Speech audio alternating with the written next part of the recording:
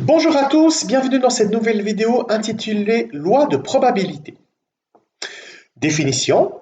Si à chacune des valeurs possibles d'une variable aléatoire grand X, donc si jamais le terme de variable aléatoire, je ne sais pas le définir formellement, mais je vais le définir intuitivement dans l'exemple qui va suivre.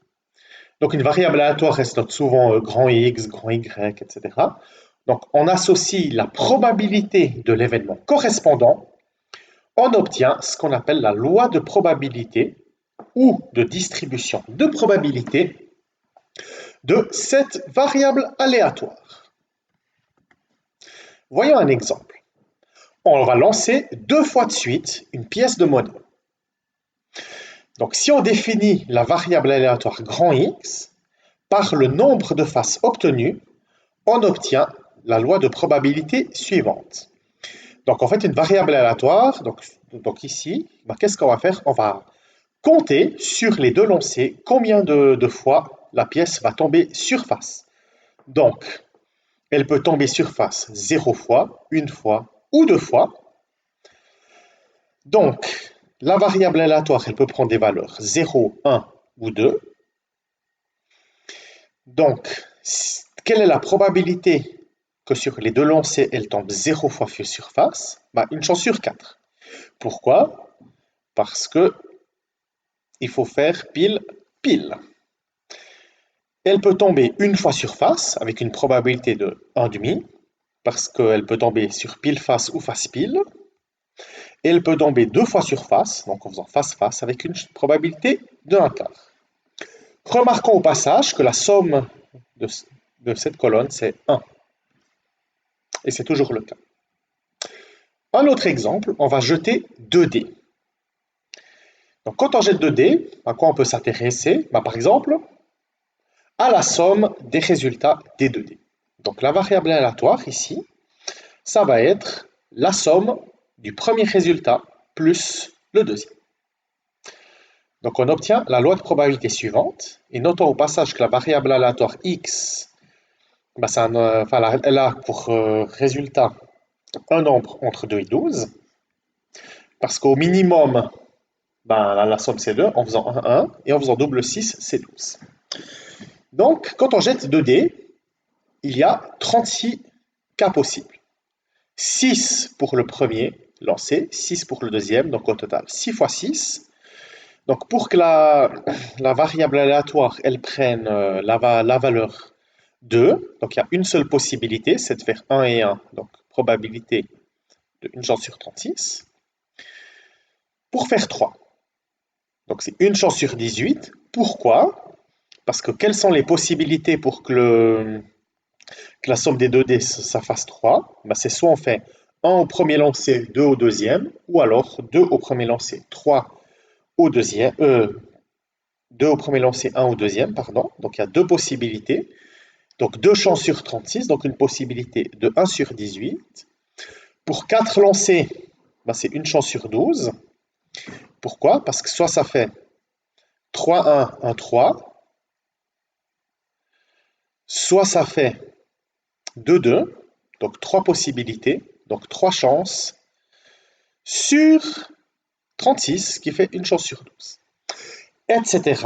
Donc si vous voulez, à chaque variable, à chaque valeur que peut prendre cette variable aléatoire, on associe la probabilité.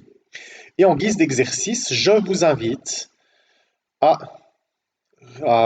calculer ces probabilités qui sont en deuxième colonne. Maintenant, on va passer à la notion d'espérance mathématique. Donc imaginez qu'on ait 5 élèves qui sont présentés à un examen de latin. Donc on a 4 élèves qui ont fait 5 et un qui a fait 6. Bon, quelle est la note moyenne d'un tel examen? Ça serait absurde de se dire que c'est 5 plus 6 divisé par 2, donc 5,5. En effet, la note 5, elle est arrivée plus souvent que la note 6. Donc, on pourrait calculer la moyenne de la façon suivante. Comme on a vu au premier chapitre. La note 5 est arrivée 4 fois, donc 4 fois 5 plus 1 fois la note 6, divisé par le total, donc par 5. Bon.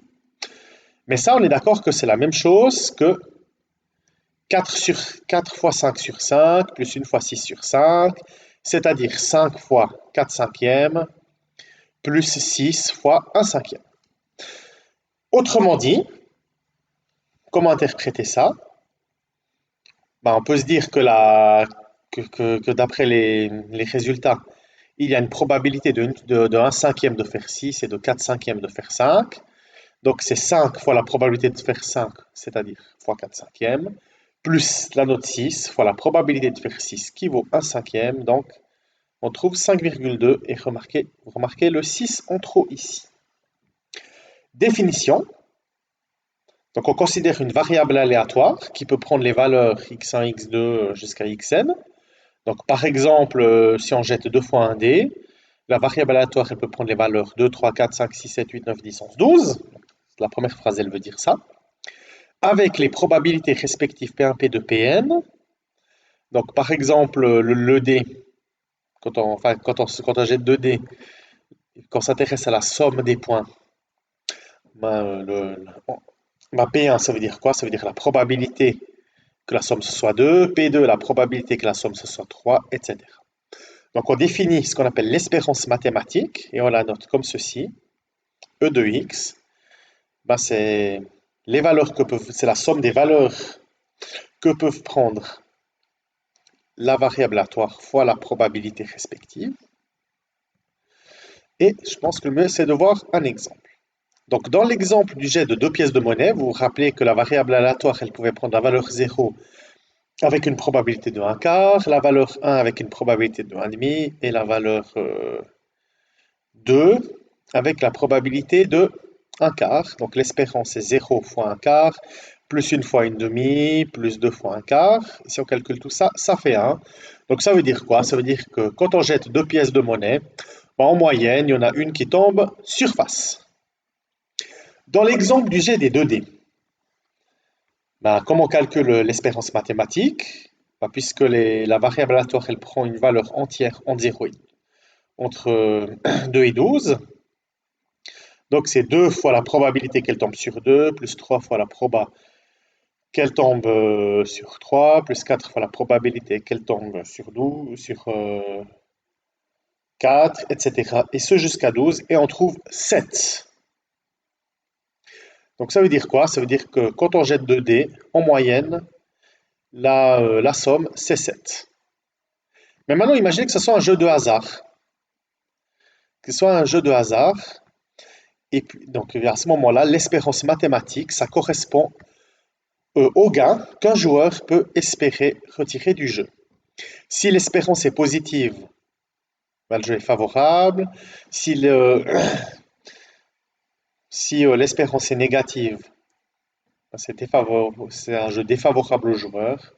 Puis si l'espérance vaut 0, c'est équilibré. Maintenant, on va parler de variance. Donc, vous vous rappelez que dans le premier chapitre, à une variable statistique, on pouvait calculer la variance, qui était une mesure de dispersion. Et on l'avait défini comment? Comme la moyenne du carré des écarts à la moyenne. Donc là, par analogie, pour une variable aléatoire, on définit la variance comme la somme des modalités, donc des valeurs que peut prendre la variable aléatoire, moins l'espérance, donc l'espérance un peu comme la moyenne, au carré, fois la probabilité associée. Et si on fait la racine, ça fait l'écart type. Ça ne change pas. Donc maintenant, si on jette 2 pièces de monnaie, vous vous rappelez que l'espérance était 1, que on trouvait que la variable aléatoire, elle pouvait prendre la valeur 0, comme 0 fois face avec une proba 1 quart, une fois face avec la probabilité 1,5 et 2 fois face avec la probabilité 1 quart. Donc l'espérance, c'est 0 face moins l'espérance qui vaut 1, le tout au carré, fois la probabilité de faire 0 fois face, donc fois 1 quart, plus une face moins une espérance de 1 au carré fois la proba de faire face 1,5, plus 2 faces moins 1 au carré fois 1 quart, et ça fait 0,5. Et si on fait la racine, on trouve l'écart type qui vaut à peu près 0,707. Je vous remercie pour votre attention et à bientôt pour une prochaine vidéo.